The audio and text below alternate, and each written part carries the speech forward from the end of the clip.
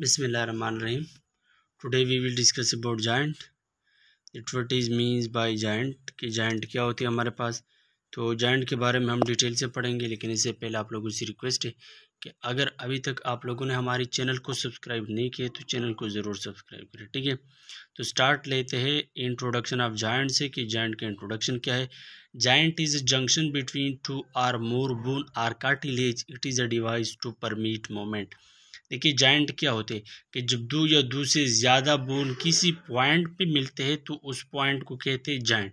यानी जायंट दो बोन मिलके जिस पॉइंट पे दो बोन कनेक्ट होते हैं उसको भी जायंट कहते हैं। ये दो से ज़्यादा बोन भी हो सकती है, कार्टिलेज भी हो सकती है। अब जायंट का काम क्या है? It is a device to permit movement. इसका काम है कि बॉडी में मोमेंट को प्रोवाइड करती है, ठीक है। जितना भी नॉर्मल हम ये स्मूथली मोमेंट परफॉर्म करती हैं ये जॉइंट की वजह से। अब अगर हमारे बॉडी में जॉइंट ना होता तो हम कैसे मोमेंट परफॉर्म करते, याद रखो ना। फिर हमारी जो मोमेंट होता वो जंपिंग मैनर से होता है, यानी एक जगह से दूसरी जगह जंप करते, इसी तरह हम मोमेंट करते। लेकिन जॉइंट की वजह से जो हमारा मोमेंट है वो स्मूथली मोमेंट है, ठीक है। With the exception of the hyoid bone every bone in the body is connected to form a joint. हमारे बॉडी में जितनी भी बोन है सब के सब बोन, तमाम बोन एक दूसरे के साथ किसी न किसी भी पॉइंट पे मिल के जॉइंट बना देती है। लेकिन हाइड बोन एक्सेप्शनल केस है जो किसी भी बोन के साथ कांटेक्ट में नहीं है। यानी कभी कभार एमसीक्यूज में आते कि which one of the following bone can not take part in articulation, ठीक है। तो मुख्तलिफ़ किस्म की बोन दिए जाते हैं, femur bone, humour bone, radius bone, hide bone, ठीक है। तो वो हाइड बोन आर्टिकुलेशन का क्या काम है? Articulation means formation of joint is called articulation.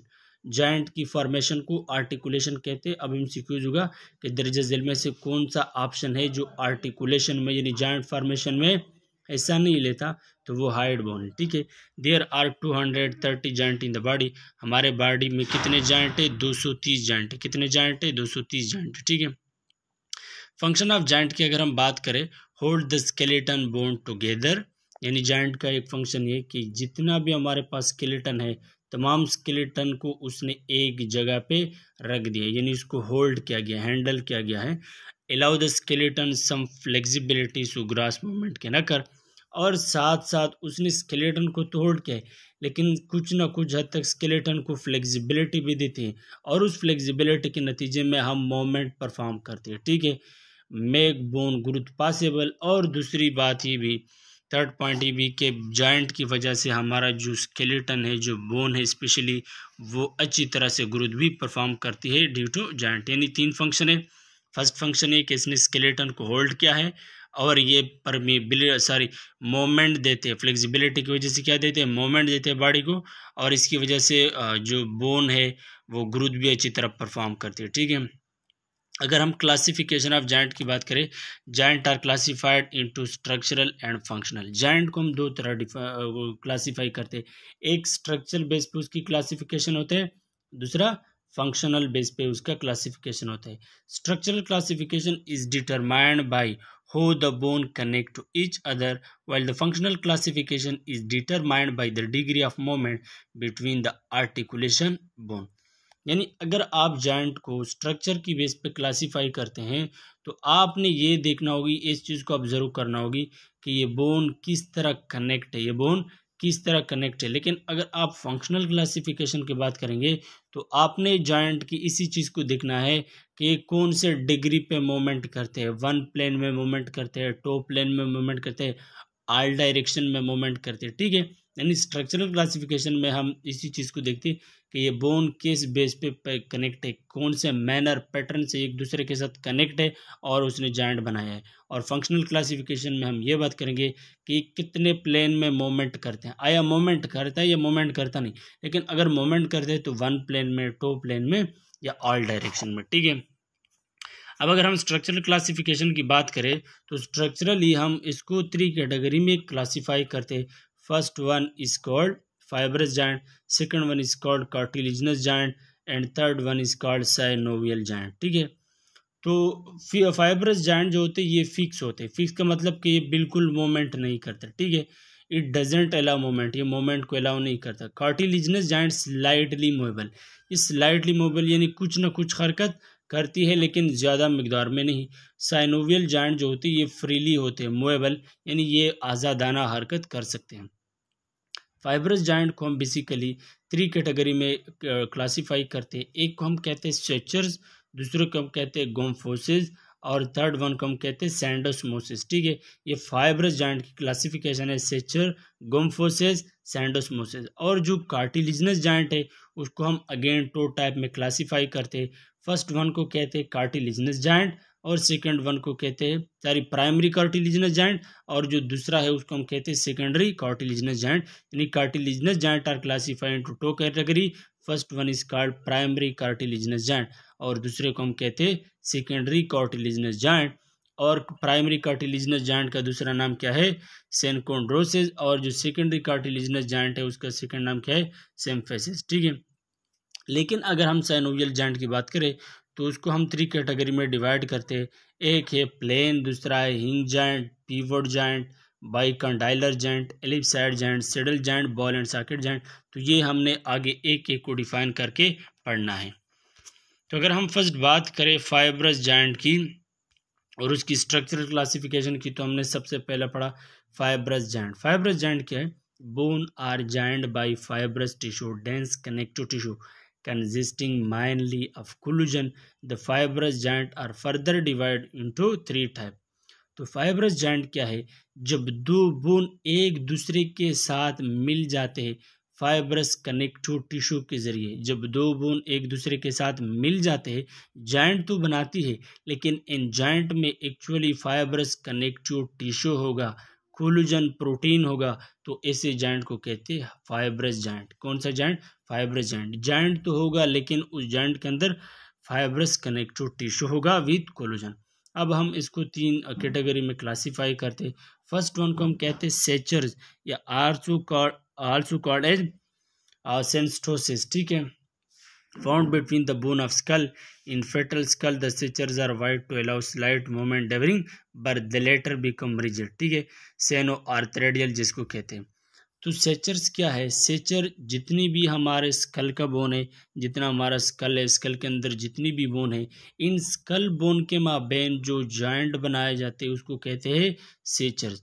अब ये जब बर्थ में पैदाइश के दौरान तो कुछ न कुछ हद तक मूवमेंट करती है, लेकिन जब ये बच्चा एडल्ट पे पहुंच जाती है तो हमारे जो स्कल्स है, ये स्कल्स के जो बोन है ये बिल्कुल मूवमेंट अलाउ करती ही नहीं। ठीक है, यानी सेचर्स ये कौन से जॉइंट है? हमारे स्कल बोन के माबेन होते हैं।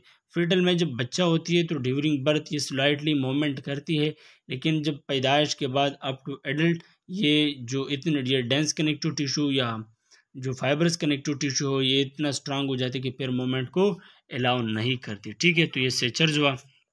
अब अगर आप टाइप ऑफ सेचर की बात करें, मुख्तलिफ़ किस्म की सेचर्स होते हैं। एक को हम कहते हैं प्लेन सेचर, दूसरे को हम कहते हैं सेरेड सेचर। ये इंटर पेरिटल यानी 2 पेरिटल बोन के माबेन होते हैं।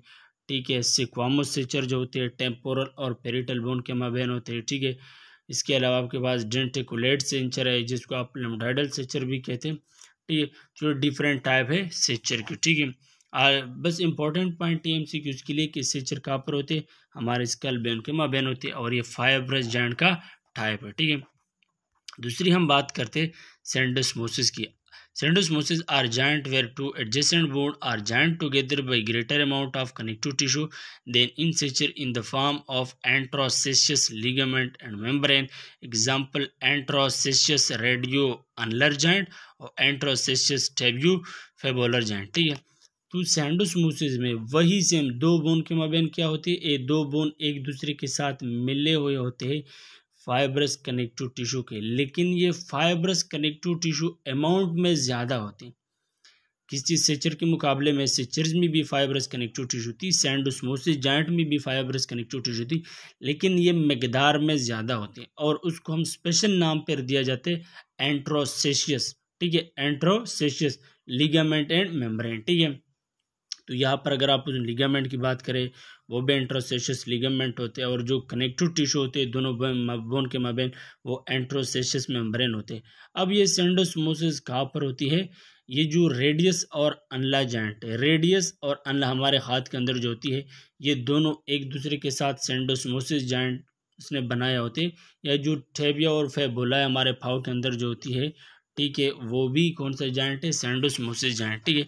तो इन पॉइंट को आपने ध्यान में रखना है कि रेडियो अनलर जॉइंट या टेबियो फिबुलर जॉइंट ये कौन सा जॉइंट है, ये सिंडोमोसिस जॉइंट है, ठीक है। इसके अलावा अगर आप गुम्फोसिस की बात करें, gomphosis it is a specialised fibrous joint restricted to fixation of teeth in alveolar socket of the maxilla और मैंडिबल।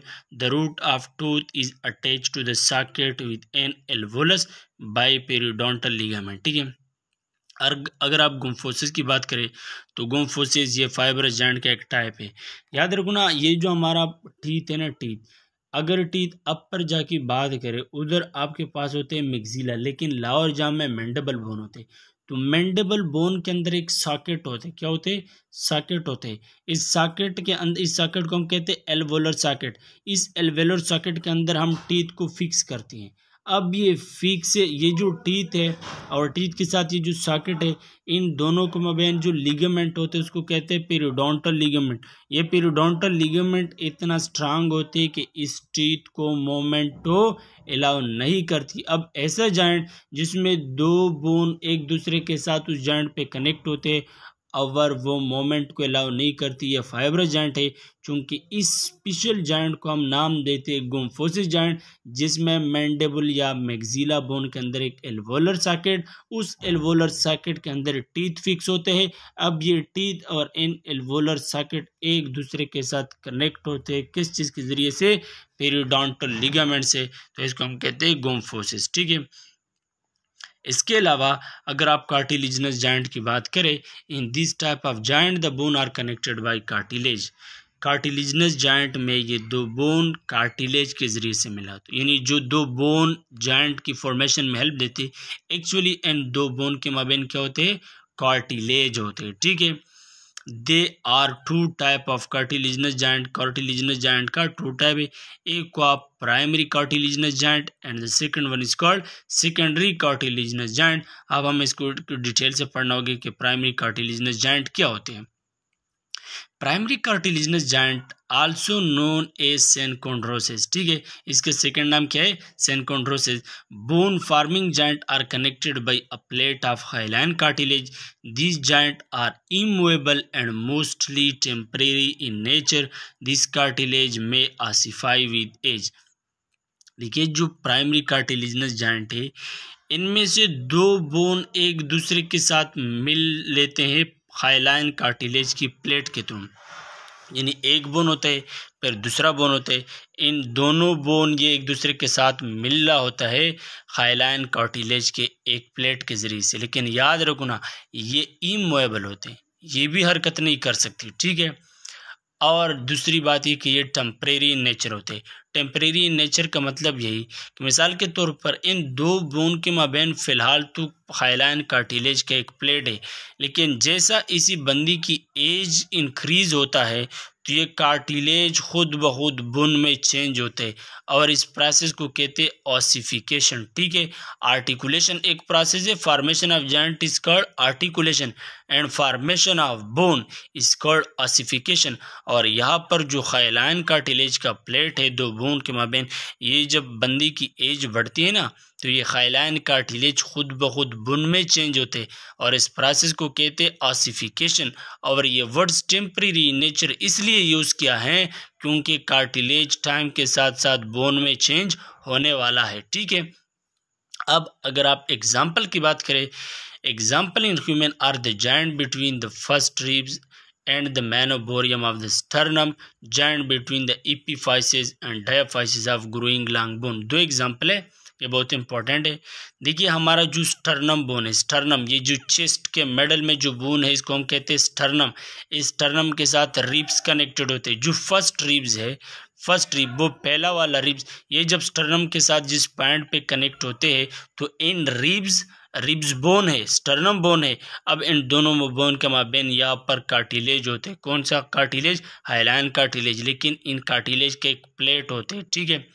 अब अगर इसके बाद आप बात करें ना, एक लॉन्ग बोन ले, फॉर एग्जांपल आप कौन सा बोन ले, फीमर बोन ले। फीमर बोन ये जो फा में होते, थाई में होते, जो लार्जेस्ट बोन है, ठीक है।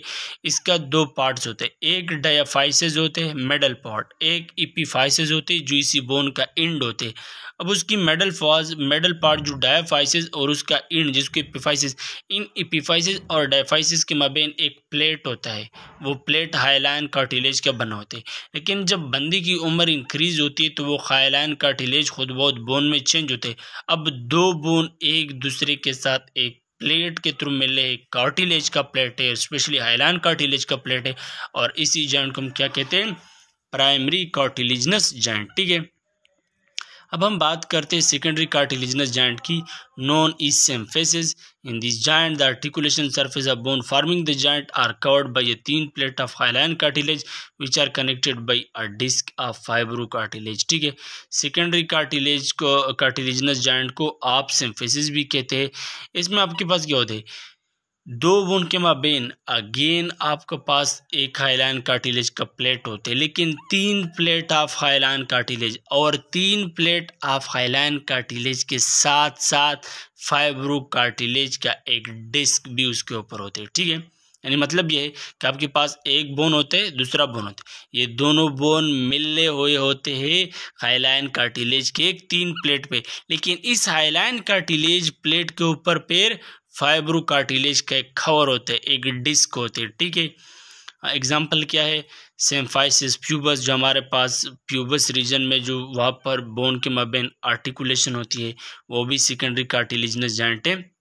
या इन्वर्टर वर्टिब्रल डिस्क, जो हमारी वर्टिब्री है, दो वर्टिब्री, फॉर एग्जांपल आप एटलस वर्टिब्री ले, फर्स्ट वर्टिब्री जो है, और दूसरा वर्टिब्री है एक्सिस वर्टिब्री। इन दोनों वर्टिब्री के माबेन फाइब्रो कार्टिलेजिनस डिस्क होता है, जिसको आप इंटरवर्टिब्रल डिस्क कहते हैं। और ये इंटरवर्टिब्रल डिस्क चूंकि दोनों बोन इस डिस्क पे थ्रू मिला है, और इसी जॉइंट को हम कहते हैं सेकेंडरी कार्टिलेजिनस जॉइंट, और ये स्लाइटली मूवेबल होते हैं।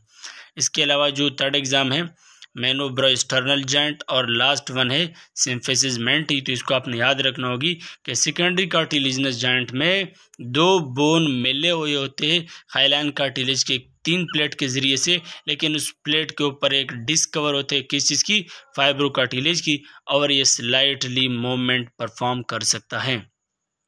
इसके अलावा अगर आप बात करें साइनोवियल जॉइंट की, this joint possesses a cavity and the articular end of the bone forming the end are enclosed in a fibrous capsule. As a result, they are separated by a narrow cavity, the articular cavity, which is filled with a fluid called synovial fluid.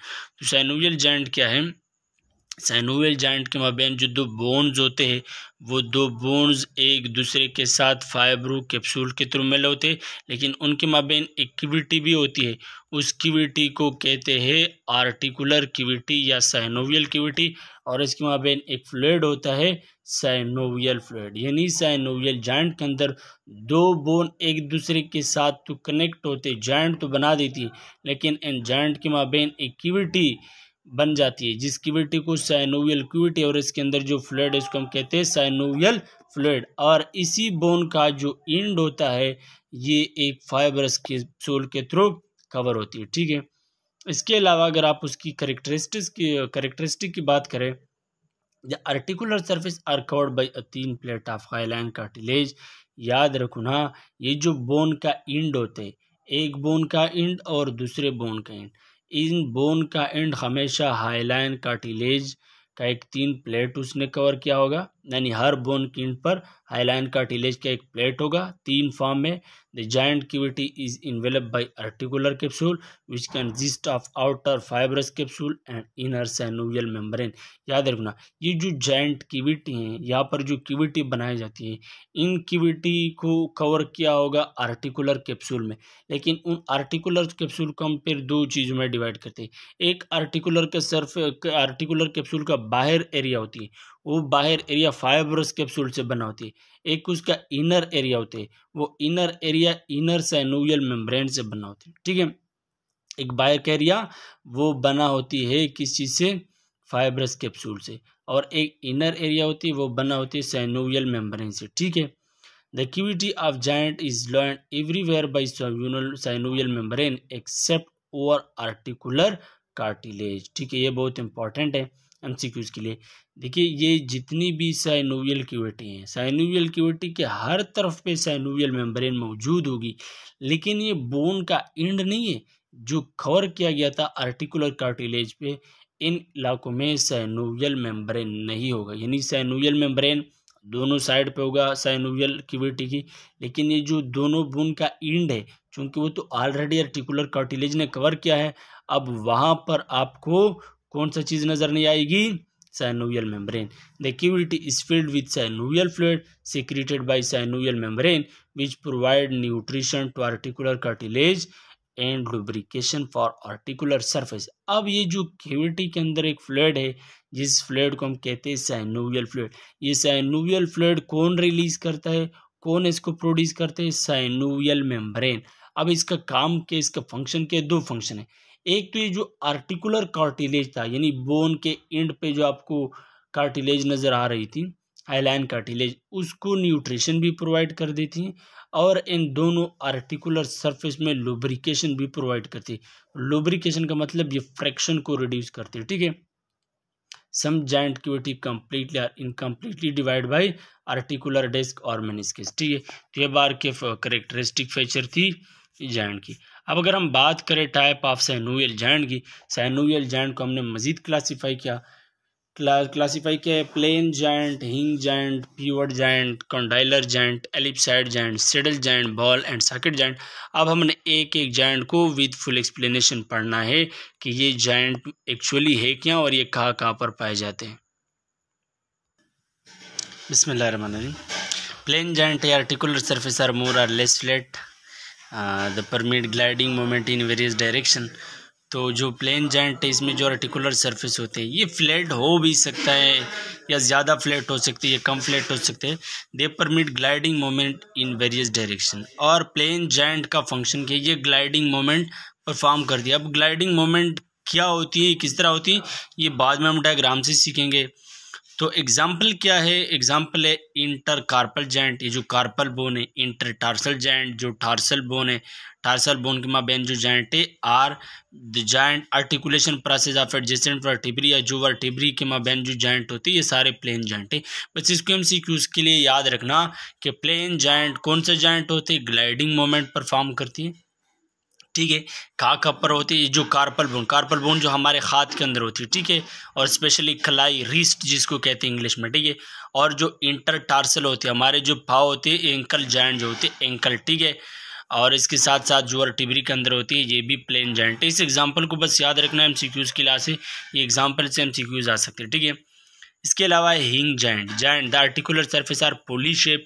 This type of joint permit movement in one plane around transverse axis. The movement consist of flexion and extension. ठीक है, तो हिंग joint में कौन सा joint होती है, जो आर्टिकुलर सरफेस होते हैं वो आर्टिकुलर सरफ पोली शेप होती है। यहाँ पर आपको दिखाई दे रही है जिसको रेड मार्कर से इंसर्कल किया गया, ये पोली शेप होते हैं। फिर उसी सरफेस के अंदर हम फिट करते हैं और ये सिर्फ पे वन प्लेन में मूवमेंट के अलाउ करते हैं, और स्पेशली फ्लेक्सेशन और एक्सटेंशन। अब फ्लेक्सेशन एक्सटेंशन क्या है, अब आपने वेट करना होगी, आने वाले स्लाइड में हम इसको फिर डायग्राम से सीखेंगे। लेकिन इतना याद रखना कि हिंग जॉइंट में आर्टिकुलर सरफेस पोली शेप होते, ये जो दो बोन के माबेन जॉइंट बनाए जाते वो सिंगल प्लेन में आपको मूवमेंट को अलाउ करती हैं, और स्पेशली वो फ्लेक्सेशन और एक्सटेंशन का।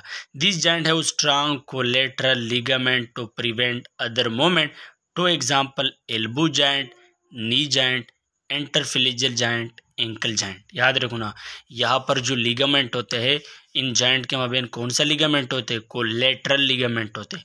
और एग्जाम्पल क्या हिंग जॉइंट का, एल्बो जॉइंट। ठीक है, इसके अलावा नी जॉइंट जो है, इंटरफिलेंजियल का मतलब होते हैं जो फिलेंजेस होते हैं, फिलेंजेस बोन कहाँ पर होती है, हमारे उंगली के माबेन होती है। ठीक है, वहाँ पर जो जॉइंट है ये भी इंटरफिलेंजियल जॉइंट है, और ये हिंग जॉइंट है, और इसके साथ साथ एंकल जॉइंट आर आल्सो हिंग जॉइंट। इस एग्जांपल को बस याद रखना। ठीक है, इसके अलावा थर्ड वन जो आपके पास आते हैं पीवट जॉइंट। ठीक है, the articular surface of one bone is rounded and fit into concavity of another bone. Further rounded part is surrounded by A ligament rig. ठीक है, तो पिवट जॉइंट क्या है, इसमें एक बोन का जो आर्टिकुलर सरफेस होते हैं वो राउंडेड होते हैं, दूसरे बोन का जो सरफेस होते हैं वो कॉनकेव शेप होते हैं। तो ये राउंड सरफेस हम पुट करते हैं कॉनकेव शेप सरफेस में, और फिर इधर भी लिगामेंट्स होते हैं, ठीक है। लेकिन ये मोमेंट जो होती है ना, यहाँ पर जो मोमेंट होते हैं तो लिमिटेड होते हैं, और स्पेशली ये सेंट्रल एक्सिस के ऊपर रोटेशन परफॉर्म करते हैं, ठीक है। तो अगेन देखिए, मैंने कहा कि यहाँ पर जब आप इस राउंड सरफेस को एक कॉनकेव शेप सरफेस में पुट करें, आपको वो डायग्राम से दिखाई दे रही है, तो ये यहाँ पर कौन सा मोमेंट होते, स्लाइटली रोटेटरी मोमेंट होते। एग्जाम्पल क्या है, this type of joint are the joint between the proximal end of radius and अंडा या एटलेंटो एक्सियल जॉइंट। याद रखना, ये जो रेडियस है और अनला है, रेडियस अनला का जो प्रॉक्सिमल एंड है, क्या कौन सा and, proximal and. Proximal and का मतलब जी कि आपके पास हाथ है ना, हैंड का ह्यूमरस बोन, जिसके ह्यूमरस बोन के एंड में जब रेडियस अनला कनेक्ट है, इसको कहते हैं प्रॉक्सिमल रीजन। लेकिन ये रेडियस अनला जब वो कार्पल के साथ कनेक्ट होते तो ये उसका डिस्टल रीजन है। लेकिन यहाँ पे प्रॉक्सिमल रीजन का मतलब ये है कि प्रॉक्सिमल में ह्यूमरस और रेडियस अनला जिस जॉइंट से मिल रहा है, इसको कहते हैं proximal end of radius and अनला। यहाँ पर जो जॉइंट है इसको कहते हैं पिवट जॉइंट, ये थोड़ी सी रोटेशन को अलाउ करती हैं। और जो एटलेंटो एक्सियल जॉइंट, जो आपके पास फर्स्ट वर्टिब्री है एटलस और सेकंड वर्टिब्री है एक्सिस, तो एक्सियल और एटलस वर्टिब्री के माबैन यहाँ पर जो जॉइंट बनाए जाते हैं वो भी पिवट जॉइंट होती है, वो भी तो आपको स्लाइटली रोटेशनल मोमेंट को अलाउ करती है, ठीक है। इसके अलावा अगर हम बात करें कंडाइलर जॉइंट की, the round articular surface of one bone fits into a socket type of articular surface of another bone. यहाँ पर क्या होते हैं, एक बोन का जो सरफेस होते हैं वो फिट होते हैं सॉकेट टाइप ऑफ आर्टिकुलर, यानी एक बोन का सरफेस होते हैं सॉकेट की तरह, वो सॉकेट सरफेस में दूसरे बोन का एंड पोर्ट होते हैं, ठीक है। The end of bone bearing round articular surface is called condyle. और यहाँ पर जो स्पेशल अरेंजमेंट होते हैं इसको हम कहते हैं condyle. This joint permit movement in two direction, और ये आपको टू डायरेक्शन में मोमेंट अलाउ करती हैं, राइट एंड लेफ्ट। एग्जाम्पल क्या है, टेम्पोरोमैंडिबुलर जॉइंट या नी जॉइंट, ठीक है। टेम्पोरोमैंडिबुलर जॉइंट कौन से जॉइंट होते हैं, जो टेम्पोरल बोन है और मैंडिबुलर बोन है। तो टेम्पोरल और मैंडिबुलर बोन के माबैन जो जॉइंट होती है वो भी कंडाइलर जॉइंट है, और जो नी जॉइंट है वो भी क्या है, कंडाइलर जॉइंट है, ठीक है। लेकिन अगर आपको ज़रा थोड़ी सी मुश्किल फील हो रहा है, कॉम्प्लिकेटेड फील हो रहा है, तो चूंकि मैं तो डायरेक्ट डायग्राम से पढ़ा रहा हूँ, तो अगर आप लोगों को मुश्किल लग रहा है, फिर समझ में प्रॉब्लम है, तो आप कमेंट करें या मेरी व्हाट्सएप पे आके आप लोग मुझसे पूछे, तो वहाँ पर मैं आपको थोड़ी सी फर्दरली मज़ीद भी एक्सप्लेन करके आसान अल्फाज में बता सकती हूँ। चूँकि अब ये वीडियो है थोड़ी सी आई थिंक कॉम्प्लिकेटेड होगी, टफ होगी, लेकिन आप वीडियो को बार बार रिवाइज करें, इंशाल्लाह फिर समझ आएगी, ठीक है। इसके अलावा अगर आप बात करें ना एलिप्साइड जॉइंट की, तो एलिप्साइड जॉइंट में क्या होती है, elliptical convex surface of one bone articulate with elliptical concave surface of another bone. इसमें क्या होता है, देखिए एक बोन का सरफेस होते हैं कॉन्वेक्स, दूसरे बोन का सरफेस होते हैं कॉनकेव। तो ये कॉन्वेक्स सरफेस पुट होते हैं कॉनकेव सरफेस में, the movement are permitted in two direction. यहाँ पर टू डायरेक्शन मोमेंट को अलाउ करती है, यानी आप टू डायरेक्शन में मोमेंट करा सकते हैं। एग्जाम्पल क्या आपके पास रिस्ट जॉइंट है, एटलेंटो ऑसिपिटल जॉइंट है, मेटोकार्पल फेलेंजल जॉइंट है, मेटोटार्सल फेलेंजल जॉइंट। ये एग्जाम्पल को आपने याद रखना होगी, ठीक है। एलिप्साइड जॉइंट की कि कौन कौन से जॉइंट है, यानी एक बोन का आर्टिकुलर सरफेस होते हैं कॉन्वेक्स, दूसरे बोन का होते हैं कॉनकेव। इस कॉन्वेक्स और कॉन्वेक्स एक दूसरे में फिक्स होते हैं, टू डायरेक्शन में मोमेंट अलाउ करती है। एग्जाम्पल के wrist atlanto occipital. Atlanto occipital joint कौन सा जॉइंट होता है, ये आपके पास जो स्कल नहीं है, ये स्कल के बैक में जो बोन है उस बोन को कहते हैं ऑसिपिटल बोन, और जो फर्स्ट वर्टिब्री उसको कहते हैं एटलस वर्टिब्री। अब ये एटलस वर्टिब्री और ऑसिपिटल बोन के माबैन जो जॉइंट होते हैं इसको कहते हैं एटलेंटो ऑसिपिटल जॉइंट। और मेटोकार्पोफेलेंजियल जॉइंट तो आसान है कि मिसाल के तौर पर आपके पास मेटाकार्पल बोन है हैंड में, हाथ में, ठीक है, और हाथ में स्पेशली हथेली में ये जो बोन है मेटाकार्पल, और ये मेटाकार्पल जो हमारी उंगली है वो उधर तो फेलेंजेस बोन है, तो ये फेलेंजेस और मेटाकार्पल मिलके जो जॉइंट बना देते हैं मेटाकार्पोफेलेंजियल। इसी तरह अगर आप पाँव में देखिए टार्सल के बाद बोन जाते हैं मेटाटार्सल। अब मेटाटार्सल के बाद बोन जाते हैं फेलेंजियल जॉइंट, ये पाँव की जो उंगलियाँ होती है। अब इनके माबैन जो जॉइंट होते हैं मेटोटार्सल जॉइंट, और ये एलिप्साइड जॉइंट है, और आपसे डायग्राम से आपको दिखाई दे रही है। और इसके बाद जो आपके पास आते हैं saddle joint, the articular surface are reciprocally saddle shape concavo convex. This unique articulation is modified condylite joint. They allow a wide range of movement. तो सैडल जॉइंट में क्या होती है, बिल्कुल सेम वे, एक बोन कॉन्वेक्स दूसरा bone concave, ठीक है। तो इससे पहले हमने पढ़ा ना कॉन्वेक्स और कॉनकेव, लेकिन यहाँ पर होते हैं कॉनकेव और कॉन्वेक्स, यानी उससे पहले का उलट है। यहाँ पर जो रेसिप्रोकल की बात की, इससे पहले जॉइंट हमने पढ़ा वहाँ पर था कॉन्वेक्स कॉनकेव, यहाँ पर एक कॉनकेव कॉन्वेक्स, ठीक है। सैडल फॉर्म जॉइंट बना दी थी और इस जॉइंट को कहते हैं सैडल जॉइंट, और ये मुख्तलिफ रेंज में मूवमेंट को अलाउ करती है। एग्जाम्पल क्या है, would be the joint between the trapezium and metacarpal bone of the thumb या sternoclavicular joint। देखिए ये जो आपके पास ट्रापीजियम बोन होते हैं, कौन सा बोन, ट्रापीजियम बोन, ये मेटाकार्पल बोन है जो आपकी हथेली में होते हैं।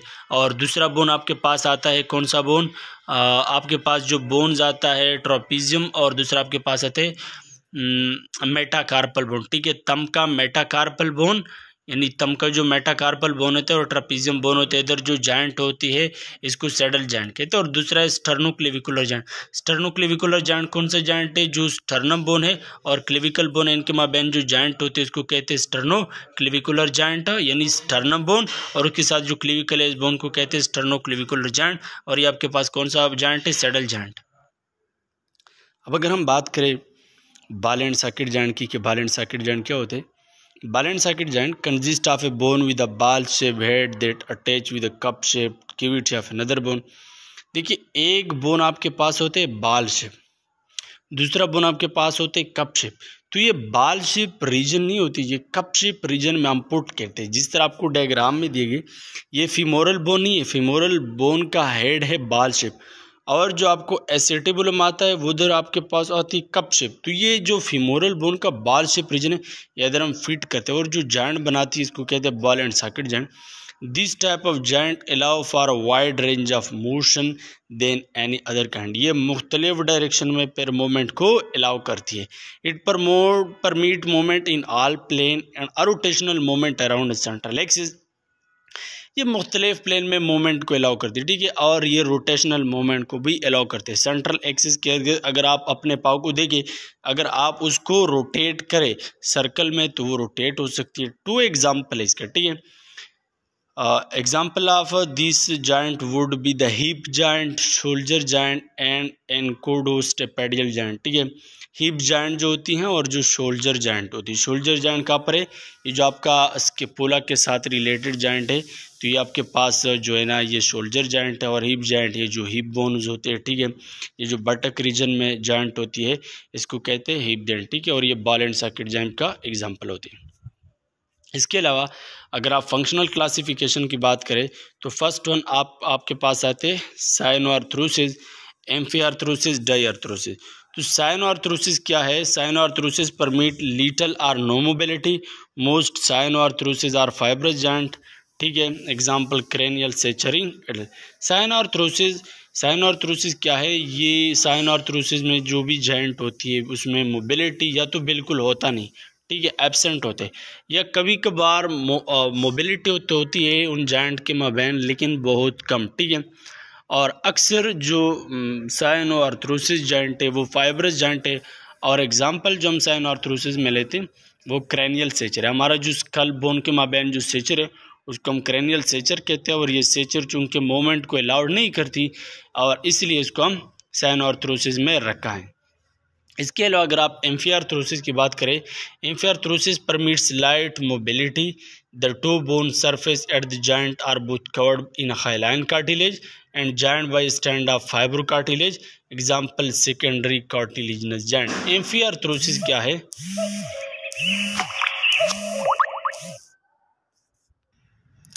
तो एम्फीआर्थरोसिस क्या है, इसमें जो दो बोन एक दूसरे के साथ जॉइंट बना देती है उन जॉइंट थोड़ी सी मोबिलिटी को अलाउ करती है, यानी इस जॉइंट में आप थोड़ी सी हरकत करा सकती हैं। और इनमें जो दो बोन होते हैं हर बोन के एंड पर आपके पास हाईलाइन कार्टिलेज होती है, ठीक है।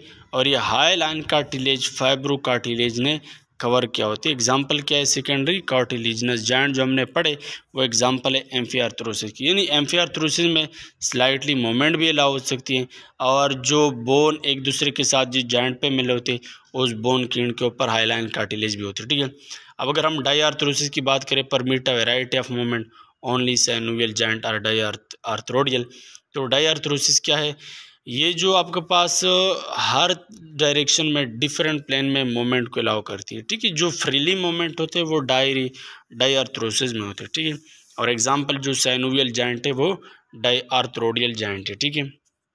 इसके अलावा अगर आप क्लासिफिकेशन करें, classification according to the number of articular bone. अब हमने इसी तरह इसको क्लासीफाई करना है। मिसाल के तौर पर कभी कभार ऐसे जॉइंट होते हैं जो सिर्फ 2 बोन मिल के जॉइंट बना दी थी, कभी कभार 3 बोन मिल के जॉइंट बना दी थी, कभी कभार 3 से ज़्यादा बोन मिल के जॉइंट बना दी थी। अब हम डिफरेंटली नंबर क्लास अब देखेंगे। देखिए सिंपल जॉइंट क्या है, simple joint 2 articulation surface, shoulder joint, hip joint, ठीक है। तो सिंपल जॉइंट वो जॉइंट है जो 2 बोन मिलके जॉइंट बना देती है और उसको कहते हैं सिंपल जॉइंट। एग्जांपल है shoulder joint and hip joint. दूसरा आपके पास आता है कंपाउंड जॉइंट में, कंपाउंड जॉइंट 3 और more articulation surface, example radio carpal joint, ठीक है। तो कंपाउंड जॉइंट जिसमें 3 या 3 से ज़्यादा बोन मिलके जॉइंट बना दी थी उसको हम कहते हैं कंपाउंड जॉइंट। एग्जांपल क्या है, रेडियो कार्पल जॉइंट, ठीक है।